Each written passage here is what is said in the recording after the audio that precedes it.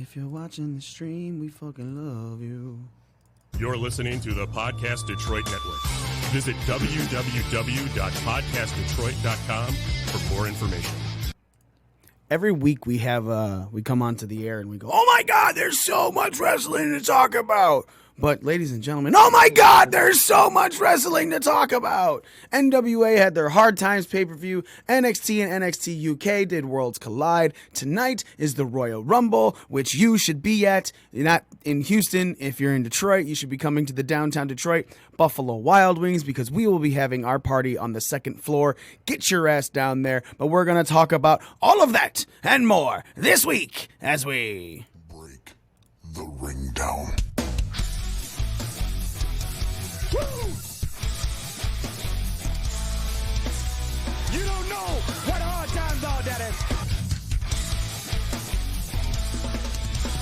The cream will rise to the top. Oh, yeah. Austin 316 says I just whipped your ass. You just made the list.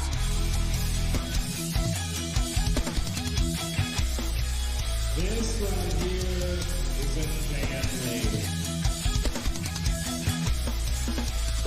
Hey, this is professional wrestler and professional podcaster Colt Boom Boom Cabana. My name is Killer Cross. This is The Smoke Show, Scarlett Bordeaux. What's up, guys? The F Machine, Brian Cage. This is Ryan from Pro Wrestling Tees. Sadly, you are not listening to The Art of Wrestling, but you made a decent choice because you're listening. You are now listening to... When you're listening... And you're listening to... You listen to Breaking Down the Ring. Breaking Down the Ring. Breaking Down the Ring. Breaking Down the Ring. Breaking Down the Ring. Bring it down. Oh, it's true. It's damn true. Ladies and gentlemen, you are listening to the most inappropriate pro wrestling show in the motherfucking world. You're listening to Breaking Down the Ring. And this, we are your ring crew. I'm Spanish. Nikki Rice. I like Nikki Rice.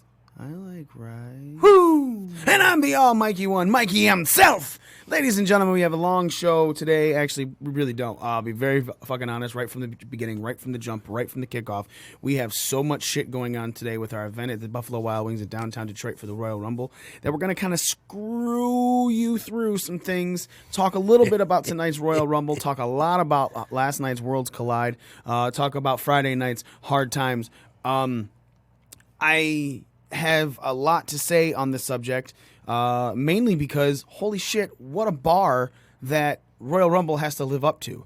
Like, normally it's like, we've always talked about, NXT always puts on an amazing show before the WWE event, so they always have something to live up to.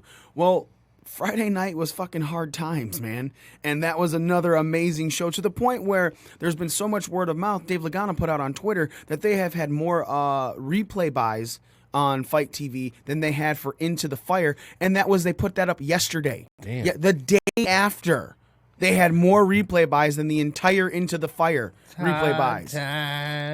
So fucking great goddamn job going on over there with Billy Corgan, Dave Lagana, and Maureen out there.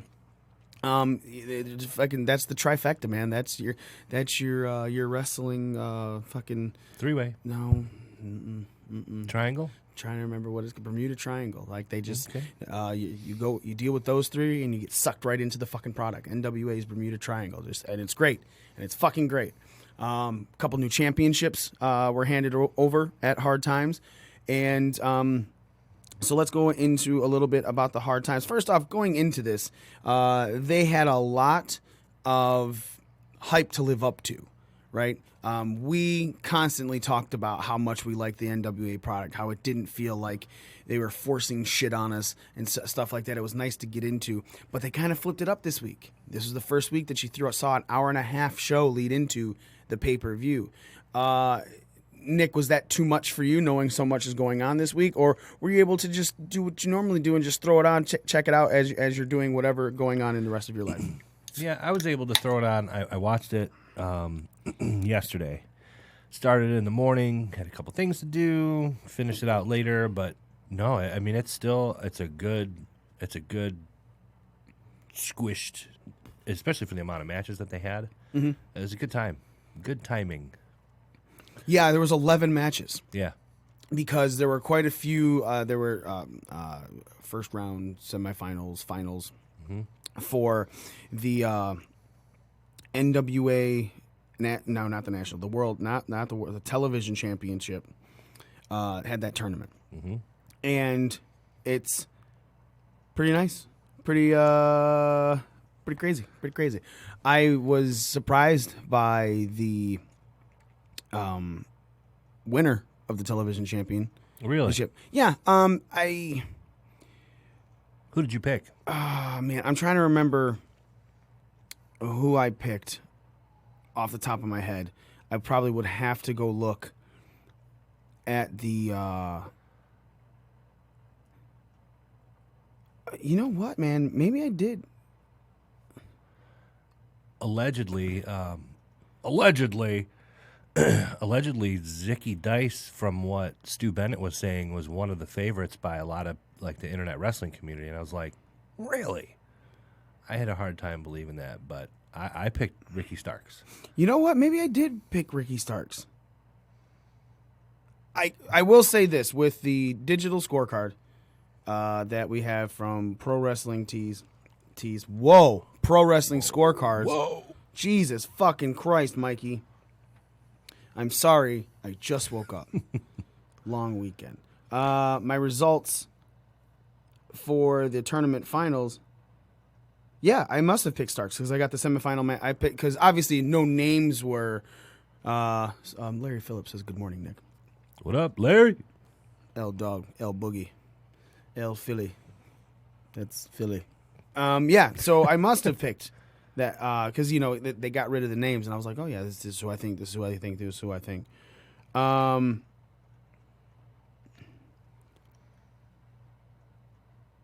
Yeah, I went all the way down with it. With Ricky? I mean, no.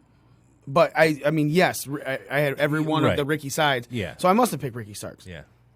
Or had been thinking Ricky Starks in my head. The only thing is, as we talk about our pro wrestling scorecards work into our overall who's going to win the championship, the Hard Times one will not count because, unfortunately, our good friend and grinder professional Smitty lost his phone on Monday in a weird 69 that he was doing with a couple guys. That's what happens when you go on Grindr. Right. It was like we didn't know what a 69 was. It was a 6996. I don't remember. I don't know. Whatever it was going with. It was a 696. Yeah. Because they were doing it on the freeway here in Michigan. But he lost his phone, so he wasn't able to put in his stuff for that. He did get his things in for Worlds Collide. I saw him on Friday, and I had him put it in. So unfortunately, our scores for Hard Times will not count to that, but I'll be very fucking honest, ladies and gentlemen. I don't care about that. It doesn't hurt me at all. that is not in there. It hurts Nick. It does. It really does. When I saw that, I was like, son of a bitch. I was like, I didn't even look at the scores. Like, you posted the things, and I was like, oh, okay, this seems still pretty close. And then I was like, wait, no, Smitty didn't have the phone. Maybe we shouldn't do this. I didn't look at the scores that were for Hard Times until the next day. Yeah. And then I looked, and I was like, oh, wow, shit. I fucking shit the bed. Actually, no. Now I have a 55. Yeah, they went up a little bit overnight. Oh, see, BDR group. Oh yeah, yours shot up. Well, did you have an 86 to jump? No. 76. 76. Okay, Yeah. so everything shot up about. Then you know what? That's right, because the when I was looking at it, it had the Ricky Starks thing as a loss originally, and I was like, so yes, that's why I was really confused looking into it. I was like, oh, maybe I did. Because I originally showed that I had a loss there. Well, now the scores, because I added up yesterday, Smitty is in the lead, 265.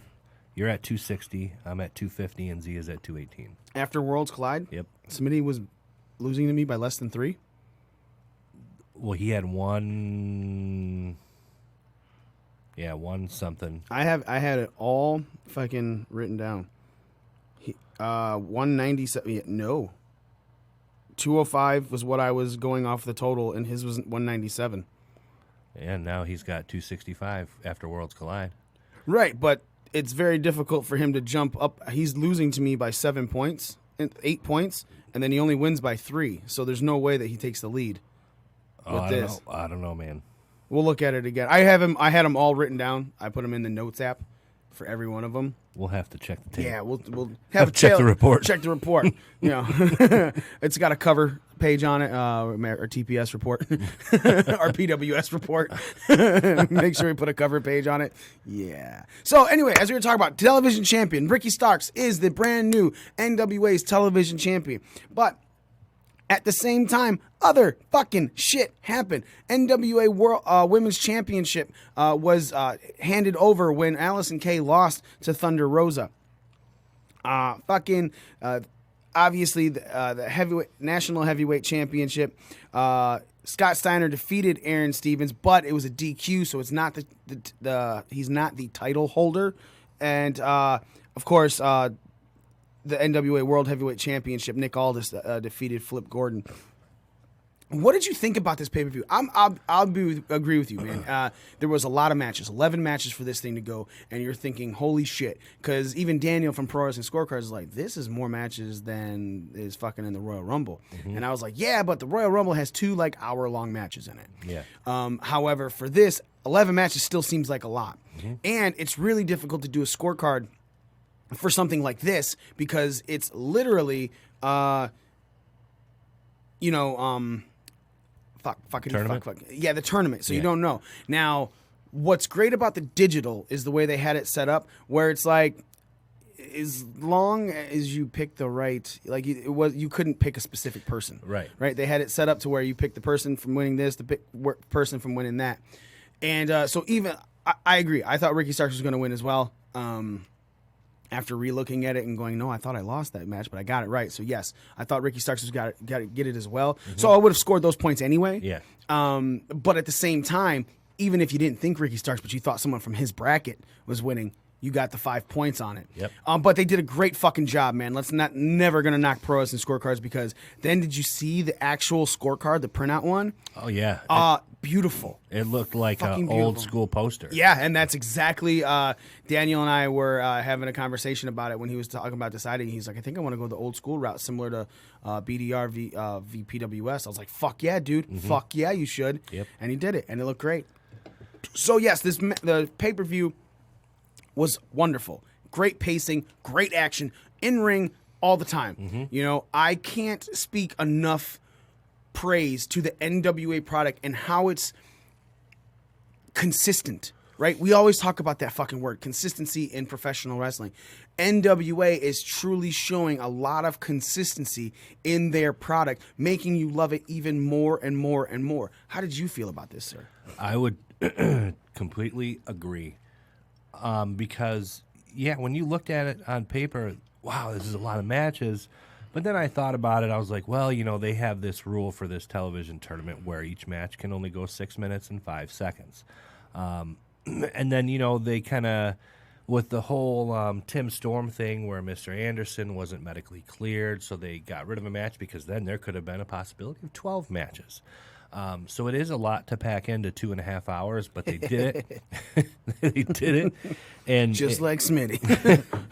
He's got trouble packing it in. No trouble. Seems like it's a lot to pack in, but Smitty does no problem. You know how many times I heard the term "poor Smitty" this week from Tracy? I showed her that picture with him, and she's like, "Poor Smitty." It really was, and you're right. It is always consistent from the weekly show to the pay-per-views. Every match is, I won't say that every match is, oh my God, that was amazing, but every match is good to amazing. The in-ring work is spectacular. The chemistry between the wrestlers is really good, and I love the promos, and it really is the best promotion that's out there right now. When you look at it from top to bottom, it's arguably the best promotion. The NWA Girl Power ladies group, Allison Kay, Maureen, and a couple of the other ones are running the Cupid's Undie Run here in Detroit, Michigan on February 8th. I believe it's a Saturday. I'm going to confirm the date right now because February 8th. That would be the 8th, yeah. So our February 9th show I've been talking with Maureen a little bit. Hopefully get her, maybe a couple of the other girls in studio on the show the day after the Cupid's Only Run. Talk about the build up for that. Talk about how they're fucking what they're doing right now in fucking NWA. You know, that'd be great. Be awesome. No confirmation or everything, but I am putting it out into the universe so everyone can hear, and hopefully you guys can tweet at NWA Maureen, fucking at Sienna, because that's what she's still under on her Twitter, Allison K. And be like, yeah, go on BDR. So fucking tweet the shit out of that, man. February 9th after the Cupid's Only Run. I agree with you, man. I thought that this pay-per-view solidified just how much we're loving the NWA right now. I thought that... Nice. Fucking excuse me. I thought that everything was paced, well wrestled, and confirmed again. We just can't suck the NWA dick enough. Well, and I'm not gonna lie, I knew who Trevor Murdoch was prior to NWA, only based on a stint that I saw him with WWE back in the day. But that dude can work in the ring. He works really well, putting younger guys over, putting himself over. And he's really ballsy, too, man. Yeah. Like, I heard that he might even strap a bucket of fried chicken to his back and ride a motor scooter through a really starved country. Ethiopia, I think. No, I'm not using Ethiopia. What, you racist? I'll cornet it. You racist? I corneted that one right up. No, yeah. But, yeah, I agree. Murdoch's always been a good worker. I think it was him and Gallows when he was Festus, if I'm not mistaken, in WWE. Yeah, and he would like smack Festus, and all of a sudden he's a fucking badass. You know, he went from her to ha. That power bomb that Ricky Starks hit him with was great. It was like textbook, perfect. Just pow, pow, pow. Are you saying pow? Yes. That you could talk about his work rate as offensive, but his selling and taking things as well is, again, and you can't even take away from Ricky Starks on that, because these matches aren't as good if it's not two people doing really good work together. Right. With a story. You know, Thunder Rosa and Allison Kay, man, they built that story up leading all the way into Hard Times, and what a great fucking finish. I thought Allison Kay was going to keep it only because I was like, okay, the Cupid's Only Run's coming up. There's a huge thing going with that. She's running in it. Maybe they're doing the NWA girl power thing. Keep the belt on her. Maybe she'll run with the belt on, right? Literally the only reason I picked Allison Kay was because I knew something was coming up that she was that NWA was going to be a major feature for. So... Otherwise, I would have been like, man, this makes a lot of sense for Thunder Rosa to win this match. And it did. I just really thought the down-the-line booking was going to be Allison Kay having that belt, which I guess could still happen because they got weekly shows coming up before that, a couple. That turned out to be one of my favorite matches of the night, honestly. It was a little slow at first. They had to, like, kind of get into a groove, and once they did, that match was really good. What was your favorite match of the night?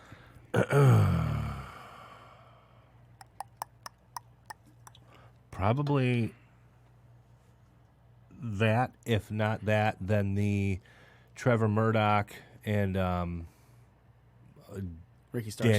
Danny Moff. Moff, yeah. I'm not familiar with Danny Moff, and he worked really well in the ring too. And that's a big dude to be doing these rolling cannonballs into the corner and the chops that he was hitting, and that was, even for a short match, it was really good. It's hard to pick. Understandable, because when you said that was one of your favorite matches, in my head, I was like, wow, that was my favorite match. I can only imagine. But you're right. Starks and, I'm sorry, Murdoch, was it Murdoch and Moff? Yeah. Yeah, those two put on a fucking clinic as well. I will agree with you. I think I'm flip-flopped as where I feel that the women's championship match was my favorite, and that one was my second favorite. But I agree. We're right in the same ballpark with watching this, putting it on. And again, because...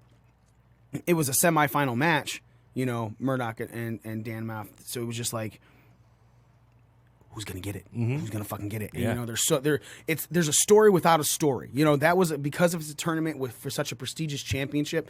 It's not something that needs a lot, because the whole thing is win and go, and you don't really need a lot for regular sports playoffs when they're doing stuff like this. You're just, oh shit, man! If you win, you go. You win, and there's already built up tension into that. So very good way to put that over with them. Talk a little bit about last night's NXT UK Worlds Collide. showing on the WWE network. Give me a croissant. Sorry, that's a shout out to Tom Segura. Excuse me, man. Fuck, never more AEW root beer. AEW root beer. Yeah, AEW root beer is NXT UK champion Kaylee Ray defeating Mia Yim. Finn Balor defeating Ilja Dragunov. Jordan Devlin became the new NXT Cruiserweight champion when the Fatal 4-Way match between him, Angel Garza, Isaiah Swerve Scott, and Travis Banks went off. And great fucking match. We'll talk a lot about that. DIY reunited. Johnny Gargano and Tommaso Ciampa taking on Tyler Bate and Trent Seven. Mustache Mountain. NXT champion. Also going to talk about that. Rhea Ripley defeated Toni Storm to retain her NXT championship. And Imperium defeated Undisputed Era with Walter getting the pin on Bobby Fish. Fuck you guys. I called that bitch down the fucking line. That last match. So let's talk. First off, the news going into this is that NXT was removing the word women's from the NXT Women's Championship. How did you feel about that when that was announced, Nick? Indifferent. I've read that they're going to do that across the board.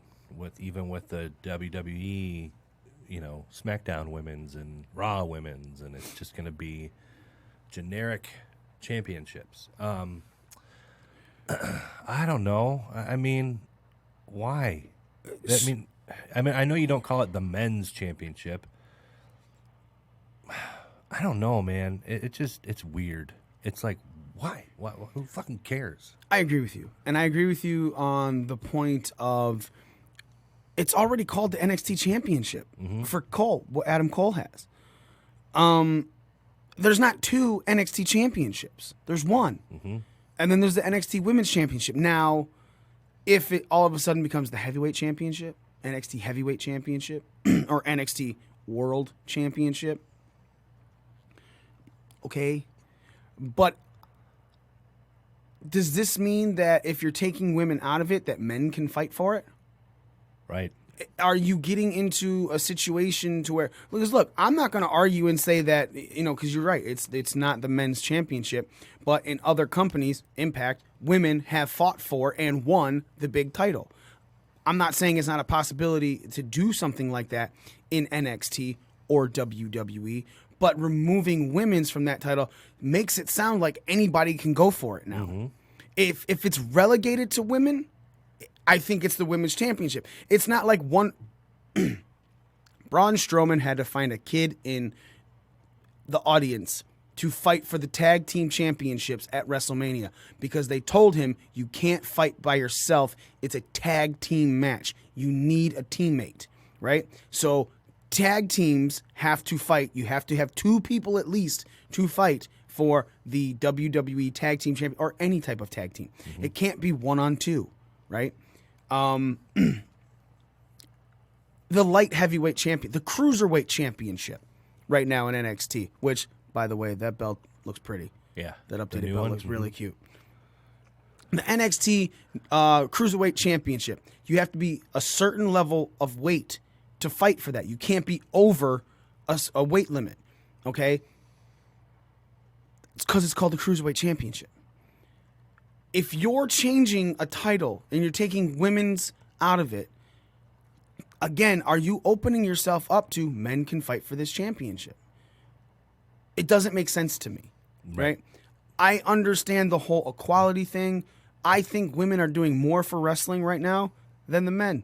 We just said it ourselves. The NWA pay-per-view, the women's wrestling match, the one women's wrestling match that they had was one of the top 2 matches on the entire 11-match card. You watch WrestleMania last year was main evented by women. We have talked about how great Rhea Ripley has been, how wonderful Charlotte is, left and right. We put them over constantly for their promos, their in-ring work, how every time we come out of something, usually, TLC aside, the women are one of the top matches, right? But Kairi Sane also got knocked the fuck out. She did. Hard. So it's not like the wrestling fans, wrestling community, those stupid wrestling podcast shows that are really Fucking inappropriate, shitty shows, are not giving due to the women because it says, oh, well, it's a women's match. You know, I saw someone tweet one that was like, well, maybe we get away from the word women, we can have more than, a couple women's match on the card. And it's like, that's fine. But at the same time, there's a lot of championships that are being decided on these. You don't need to get rid of the word women to have more women's matches on the card. Right. Just fucking do it. Yeah. We're all superstars. Yeah, but some are men and some are women. Now, if we're getting into this all-inclusive thing, this transgender thing, right? I don't. Joe just commented, like, or not trying to gender specify. It's not. That makes it more difficult to me. I feel like AEW, for as much as we shit on with their refs and stuff, I think they took a good step with Nyla Rose, right? I know Joe was heavily against her winning the AEW Women's title, but I was like, I mean, dude, why is it a problem? Impact made a huge step when Tessa Blanchard won. Even was like in the running to be the Impact World Champion. Those were steps to showcase the women that were fighting. Nyla Rose, Tessa Blanchard. This seems like WWE's trying to showcase themselves. Hey, taking this out, but what are you doing? Right. Is this like a soft move to where they're going to do this and then maybe slowly incorporate intergender matches? Maybe down the line, just that's giving them a reason to do it. I think it's possible. I think what they're seeing with Impact and the effect that that's had, I think it's on the table. I really do. I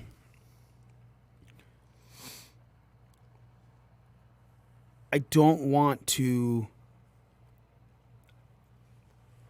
When things are just kind of rushed into, and this is what it really seems like for this removal of the word women. When things are really rushed into in anything, there tends to be a lot of shit to clean up behind it, right? I used to be a manager for a restaurant, and there was a saying that they had. I believe it was the 7 Ps. I'm going to have to recite this before I know exactly how many words are in it. But piss poor preparation predicts piss poor performance. Yeah, 7 Ps. Nice. That's how it is. And it's no, and that has everything has in my life. This show, other things. Piss poor preparation predicts piss poor performance.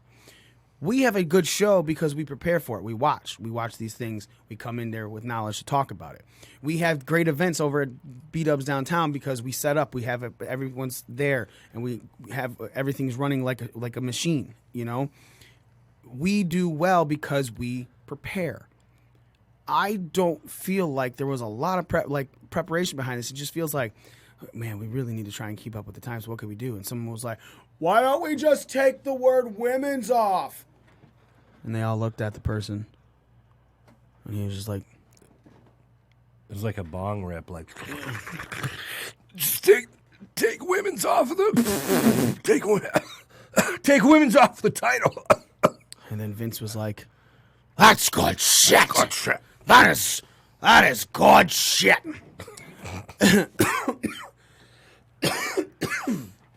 Excuse me. No. I don't like it. But again, I don't think I'd be mad about it if all of a sudden dudes are fighting for this title. Why? Yeah. Why wouldn't they? Yeah. I'm okay with that. Rhea Ripley taking on a guy, fucking kicking his ass. Yeah, I'm all right. Yep. So yeah. Back to the original conversation that I wanted to have, the Fatal 4-Way match. Jordan Devlin becoming your brand new cruiserweight champion, pinning Isaiah Swerve Scott after a nice little transaction at the end of it. How did you feel about Worlds Collide and this match specifically? Worlds Collide, another top-notch pay-per-view from NXT. And NXT UK. NXT UK, yes. I was pretty surprised with Devlin going over. I really thought that they'd give Angel Garza a nice run with it, and they didn't make him look weak by him getting pinned. Mm-hmm. That's the stipulation of a Fatal 4-Way is that it's anybody's game, and you don't have to get pinned to lose your title. So, the match I felt could have went a little longer because I was looking at that to be one of the highlights of the night because these cruiserweights put on stellar fucking matches. But as a whole, I mean, another, for me, 4.5, 5-star pay-per-view. Damn. From these brands. Damn. Yeah. Putting it on, man. I thought there were quite a few wonderful moves in this. There was the one moment that really caught me where Isaiah Scott went over the top rope but used his hands on the apron and just flipped to the floor. I was like, whoa, that I don't think I've seen that before. I thought that was really cool, and that wasn't even a move involved. Then there was the other one where I want to say Angel Garza caught Jordan Devlin, and he was holding him for a fall-away slam. Mm-hmm. And then Travis Banks jumped up onto Angel Garza's shoulders, and then Scott jumped off of the turnbuckle. Yeah. I was like, whoa, that was beautiful. There were quite a few things in this match that, I mean, literally, to me, and I watched it, I think this was the match of the night. Mm-hmm. To me. A lot of the storytelling was great for it, especially in a Fatal 4-Way. It's really difficult to do. But everyone seemed to be hitting their spots and hitting their spots well. Mm-hmm. Especially with the end of it.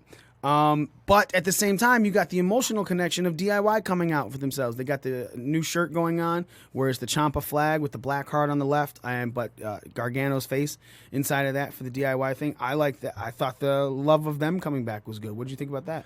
Yeah, the match, I think that was probably a little bit of a letdown for me. I mean, it was a good match, but what I was kind of, what's the word I'm looking for? Penis. What I was penised about, thank you. Early on in the match, they had a couple of laughs and handshakes, and here's you always say that from now on. Here's what I'm really penised about. God, dude, I'm gonna put that on a shirt.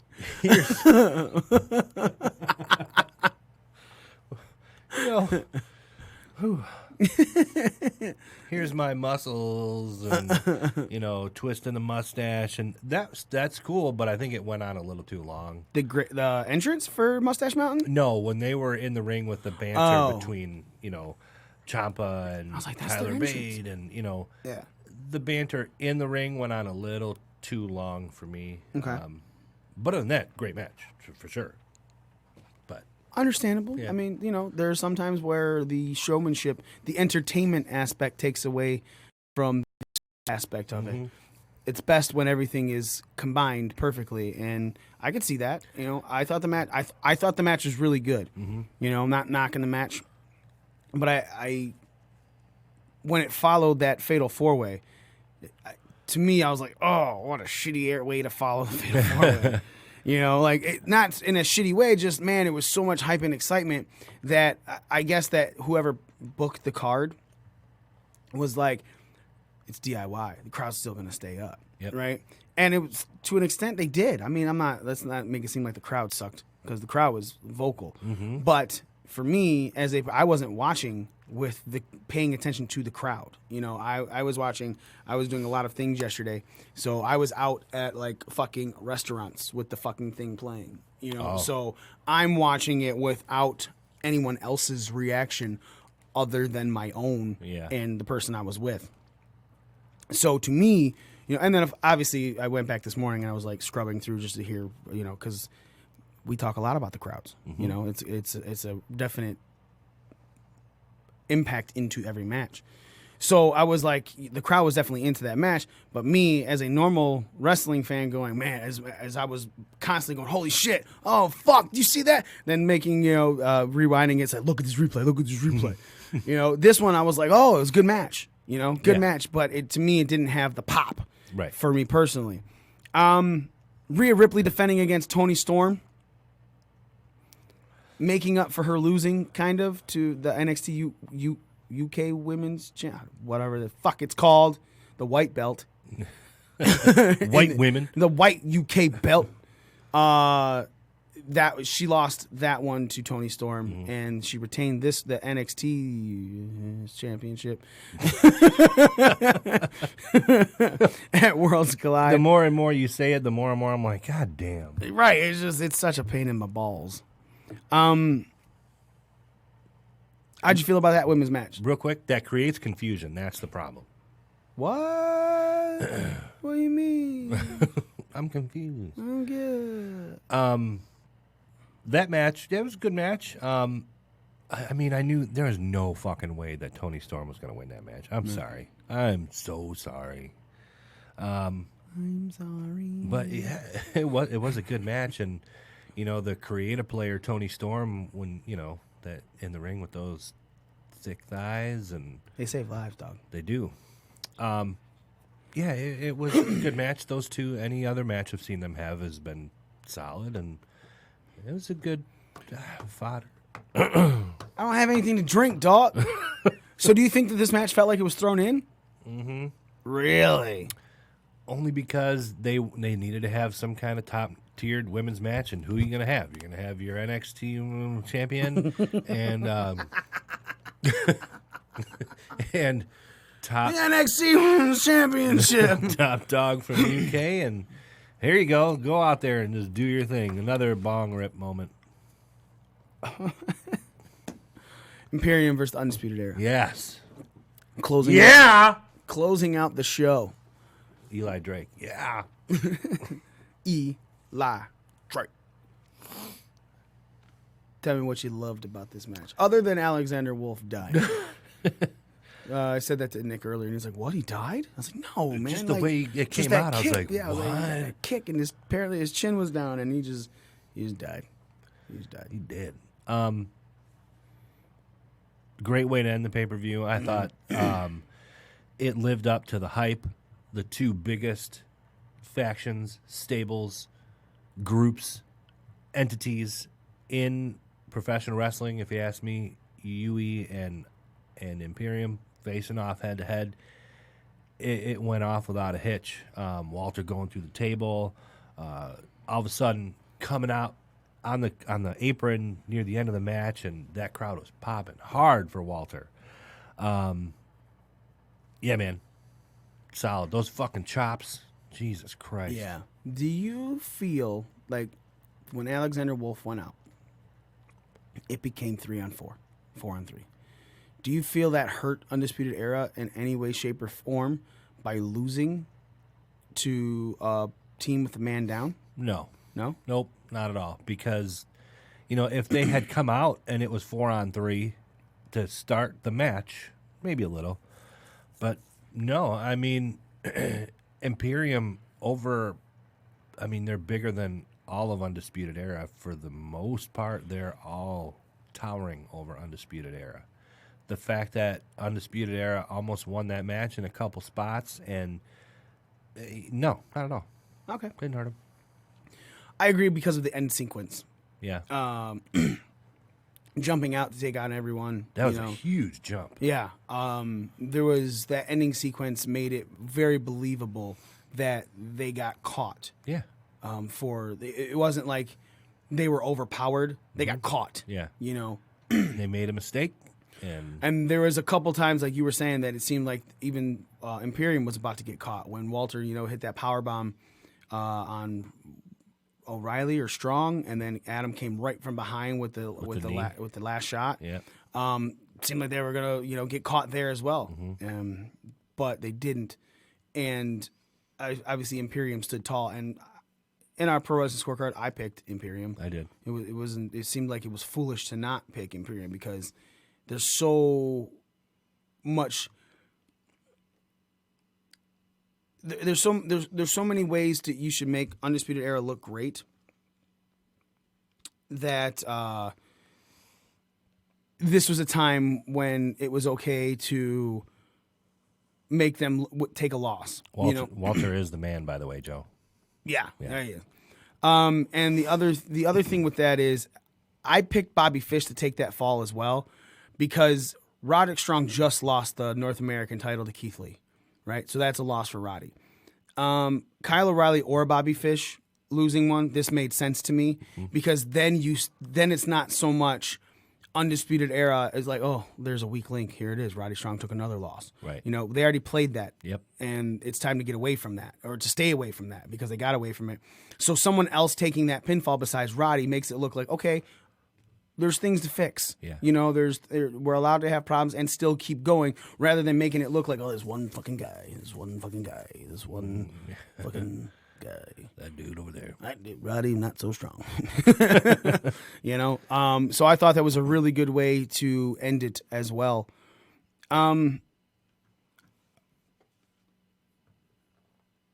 Worlds Collide or Hard Times? Which one do you think was better? I put you on the spot. I don't know why you didn't expect that. You should have fucking expected that. Putting you on the spot. I would. I'm gonna say Worlds Collide. Whoa! Yeah. Why? I think just for me, I still think NWA has the best product.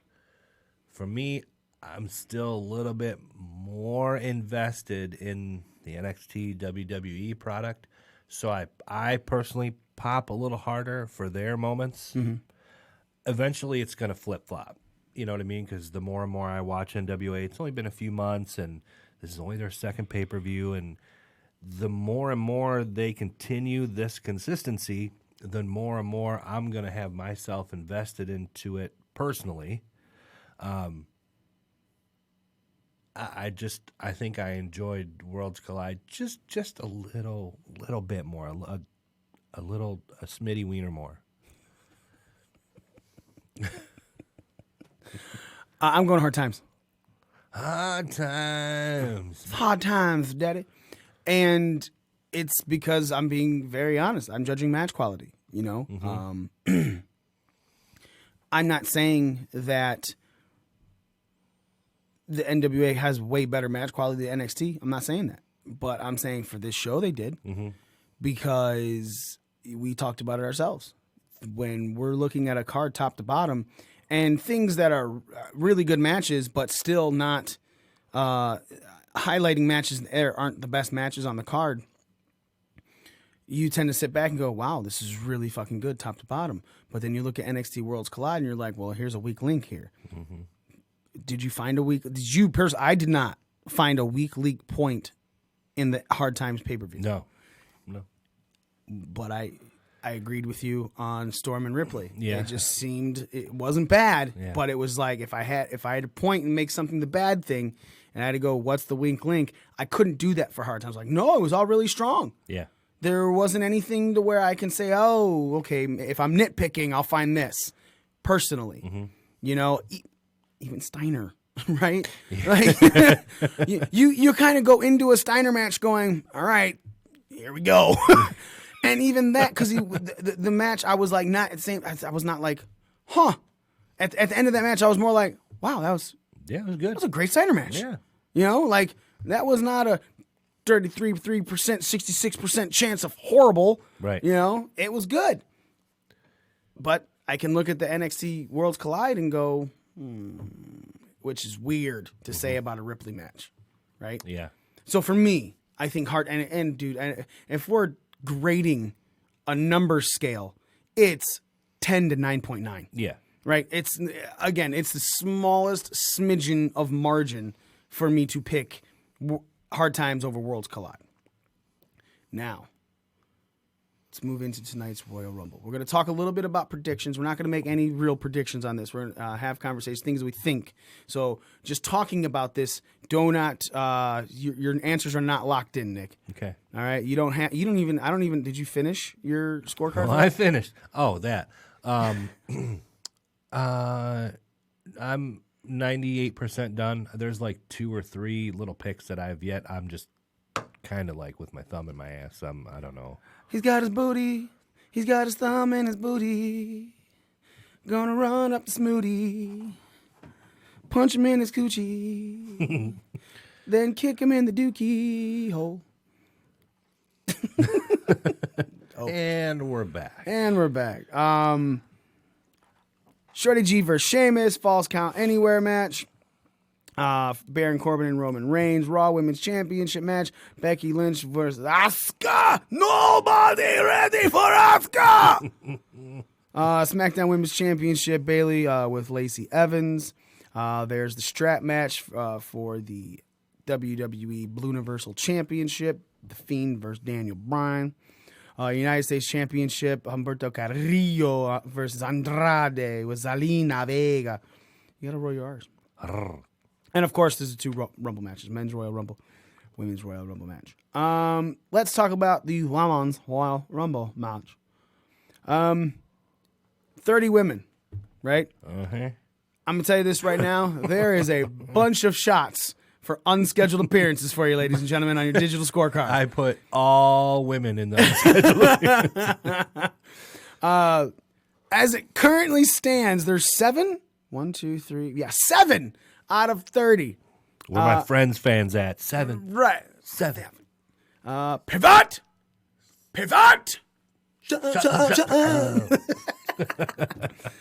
Charlotte Flair, Natalya, Alexa Bliss, Nikki Cross, Sarah Logan, Carmella, Dana Brooke. That's it. Dana Brooke's winning it. DB.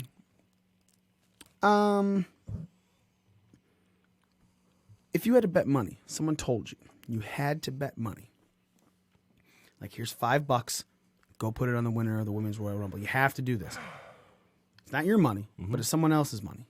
And they're forcing you to go do this. Who are you betting on to win that Women's Royal Rumble? Shayna Baszler. Same fucking bet. Yep. There's 7 people announced, and I'm sitting here going, Shayna fucking Baszler. Yep. Because if there's anything that makes a lot of fucking sense to do, it's Shayna Baszler, Becky Lynch, WrestleMania. Yep. I don't even care if it's predictable. No, because it's a Rumble match. Yep. I'm okay with Rumble matches being predictable when there's a great ending involved in it. Uh-huh. You know, Shayna Baszler versus Becky Lynch is great.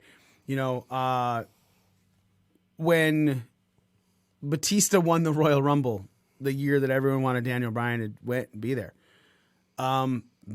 very predictable ending, very bad execution of the storyline for it. That's why it had to be all revamped. Uh-huh.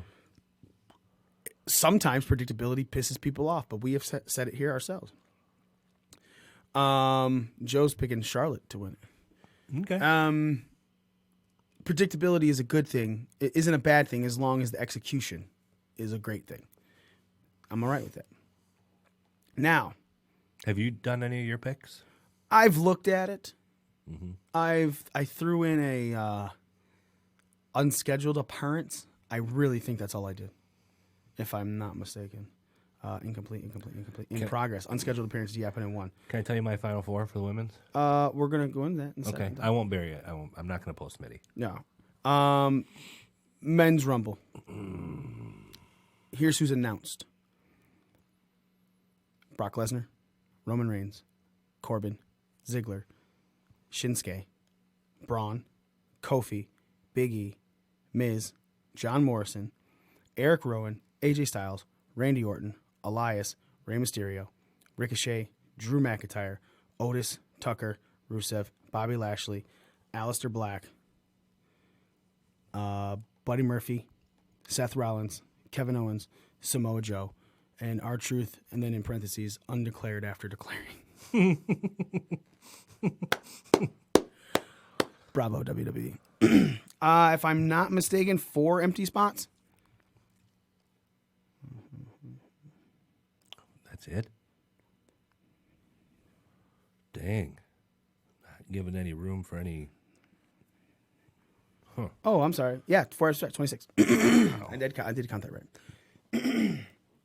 But that's also not including R-Truth, so maybe 3. Yeah. 4 empty spots, which is weird to me because there was a lot of talk that it was 10, 10, and 10. 10 Raw, 10 SmackDown, 10 NXT. Mm-hmm. So it's weird to me that was done. However, also understandable. If you're only you already feature NXT the fuck out of NXT for Survivor Series, you don't really need him for the men's. But women's, you're gonna see probably a lot. Mm-hmm. I wouldn't be, Shayna Baszler wouldn't be surprised to fucking see Toni Storm in there. Yeah, she's there. Belair. There's quite a few, and I think Belair can have some great moments. Mm-hmm. Naomi might even come back. Mm-hmm. I put up this poll yesterday on our Twitter. It says, wrong one. I asked a question. If Kofi were to eliminate Brock Lesnar, if Kofi were to eliminate Brock Lesnar in the Royal Rumble, does that make up for the squash loss in your eyes? And I gave you 4 options.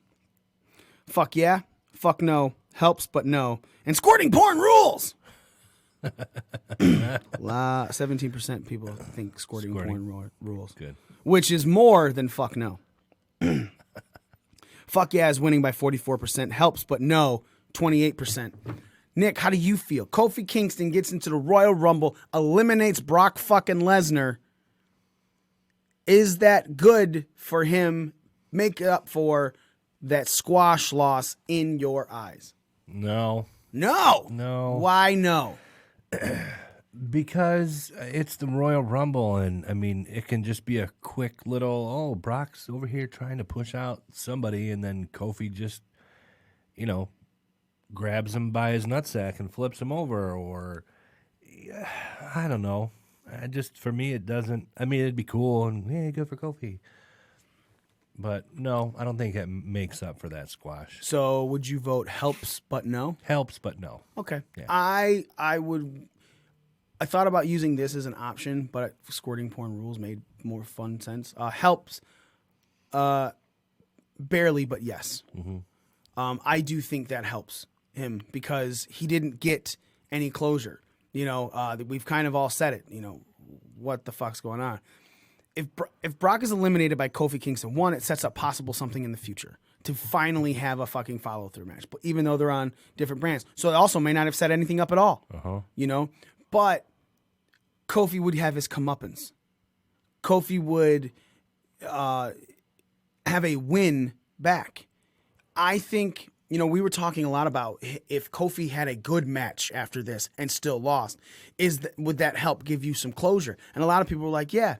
I think this is better because Kofi then gets a W over Brock. You eliminated him in the Royal Rumble. You stopped him from going on to,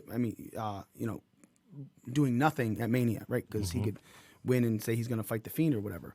But you got a win over Brock Lesnar, who is touting how big and bad he is with Paul Heyman right now, going into this Royal Rumble and how he's going to win it. But Kofi took that win away. Mm-hmm. I think it really does help because it's more of a kick in Brock Lesnar's dick, just like Kofi getting that squash was a kick in his nutsack.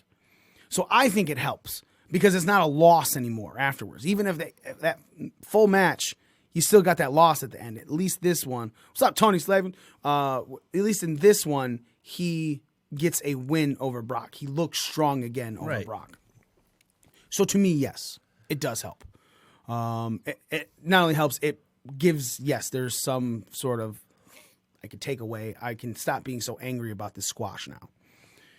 So yes, let's go into this Royal Rumble match.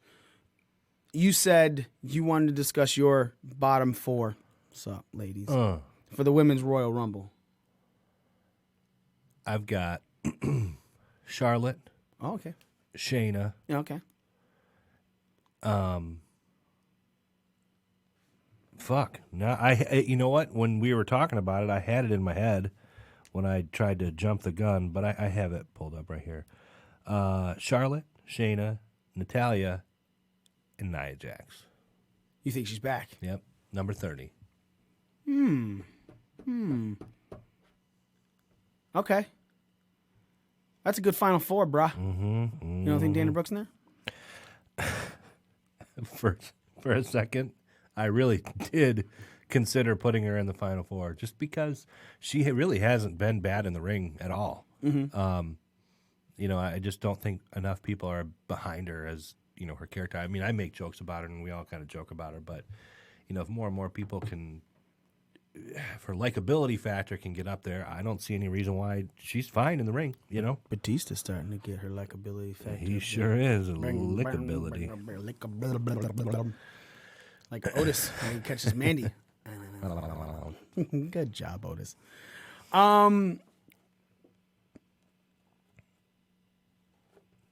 I think Natalya goes out of that Final Four, and I think Sasha goes into it. Okay. So Charlotte, Sasha, Shayna, and Nia Jax. That is a really, because then Shayna does what Ripley did, finishes off Charlotte and Sasha, and a big badass at Nia Jax, so it's even more than what Rhea Ripley did. So it sets her up even higher. Oh, that's a great. I might have to change. I'm putting that in now. Shayna Baszler, Charlotte. Like we just. It does make a lot of sense, though. We're not making any picks on the show. This isn't final. You can keep it, change it. But yeah, that's a smart Final Four. I think that's a great Final Four, at least in my eyes, because again, just like you said. It seems like it's going to help out Shayna, make Shayna look even stronger going into Becky Lynch. And then, man, so then Shayna's beat Bayley. Shayna's eliminated Charlotte. Shayna's eliminated Sasha. Shayna beats Becky at Mania. That's one of MMA's 4 horsewomen beating all 4 of WWE's 4 horsewomen. Yeah. Oh, it sets up future shit. Future shit. I like to think for future shit. Yeah, I think that's really smart. Now, do you have a Final Four set for the men's Rumble? I do. This was not as easy. Not that the women's was easy to pick, but I did it really easy. I know what you're talking about. I've got Drew McIntyre, Roman Reigns, Seth Rollins, and Walter. You think Walter's going to be in the match? Who do you have winning? Drew.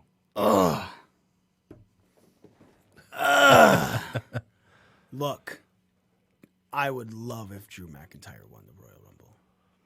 I would also absolutely fucking hate if Drew McIntyre won the Royal Rumble. And that's for the simple fact that if he wins, he's going to face Brock at Mania. Brock's not losing at Mania to Drew McIntyre. Joe says Randy, Drew, Roman, Seth. So he took out your Walter and put in Randy. I considered that.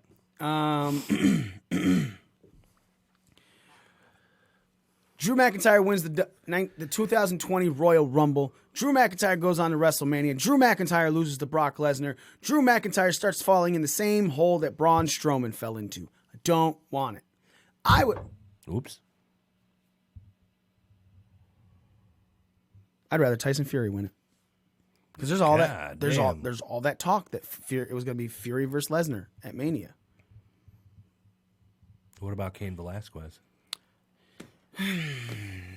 Seen it, but you can be cashing in on that Saudi money by doing it again. That was I picked 9 women in the unscheduled and 1 man, and I put Cain Velasquez. Just 1 man. Just Smitty has 9 men. No, this is always a fucking. And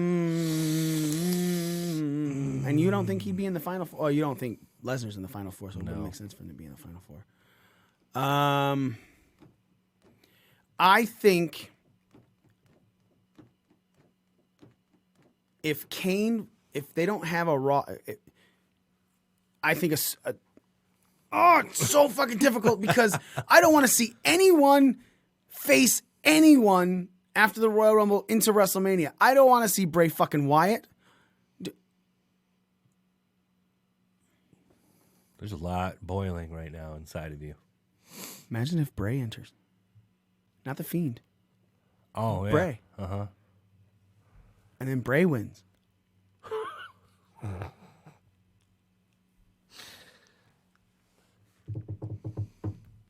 It could happen. Stranger things have happened. Imagine a Bray Wyatt versus Fiend match at WrestleMania. How do you do that? You have someone dress up as the Oh, fucking right, Fiend. yeah. And the Fiend wins. Bray's gone. I think I'd be all right with that. Because you're not killing anyone by serving him to the Fiend. You're not killing the Fiend by having him lose at WrestleMania. And you're not fucking hurting anyone from the Rumble into Mania. Right?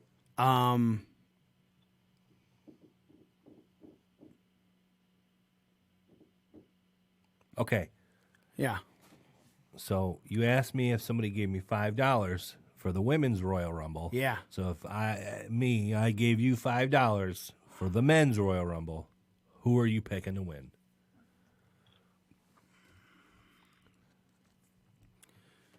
Man, it's Sunil Singh. close. Close. I was thinking his brother. No.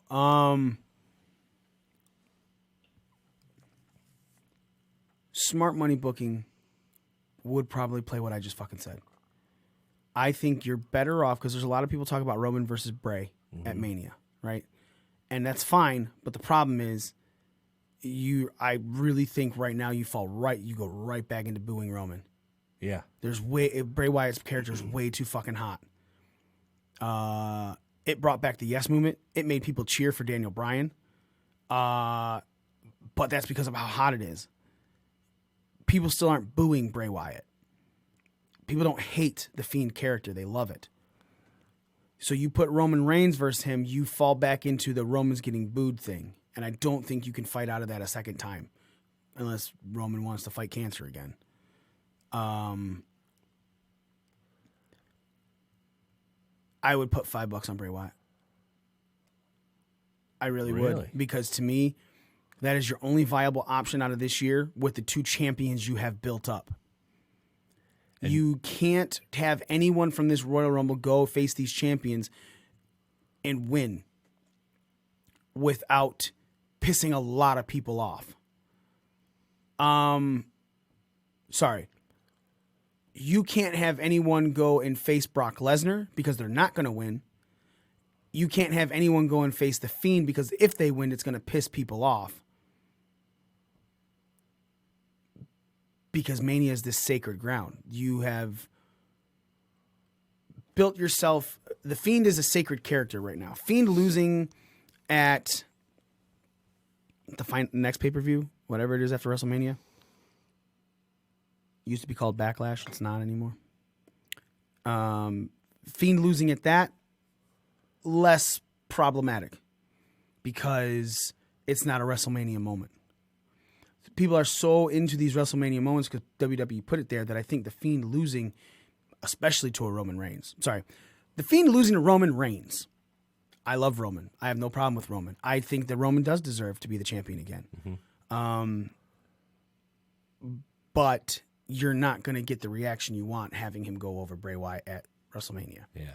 More so the following pay-per-view. Drew McIntyre is not... Maybe... If you give Drew the win and then Drew goes on to WrestleMania to win, okay, I'm very okay with that Royal Rumble win and the WrestleMania aftermath. I'm okay with that.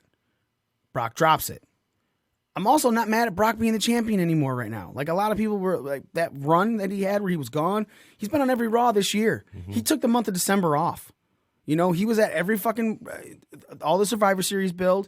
Ever since he won the championship, he was at the Saudi shows. He took December off, dude. He's been there every fucking week in January. Can you say that for any other January for Brock Lesnar? No. You can now. Brock is there again, man. Joe says that's why Kane's got to win. Nobody gets hurt and puts Brock over. All right. I'd be okay with that too. If Cain Velasquez won? Uh-huh. Cain and Brock at Mania?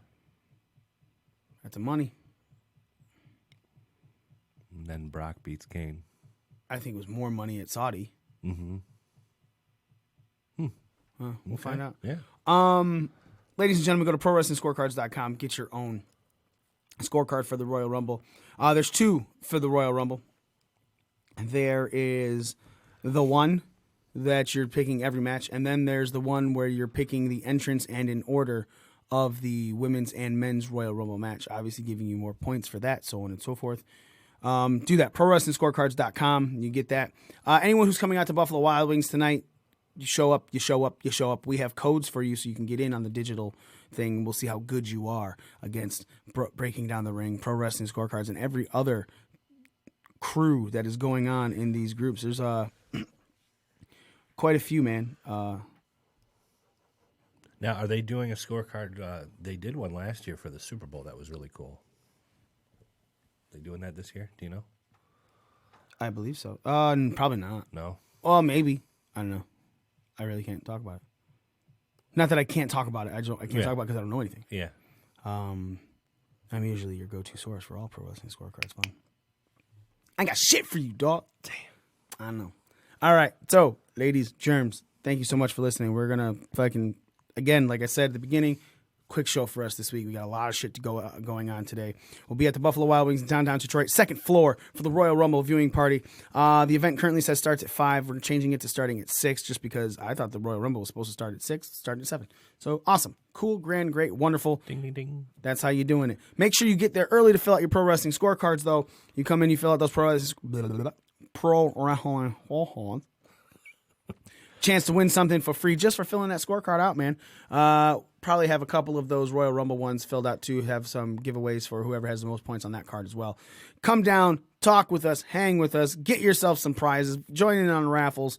We're going to have a blast tonight. Thank you so much for listening. Make sure you check us out, breakingdownthering.com. We got merch going up, new merch. These hats that you see Nick and I rocking, we'll be having some hats very soon on breakingdownthering.com under our official merchandise. Thank you so much for listening. We are your ring crew. Nick Velasquez, not so much. And me, the almighty one, Mikey himself. We are out. I'm hungry.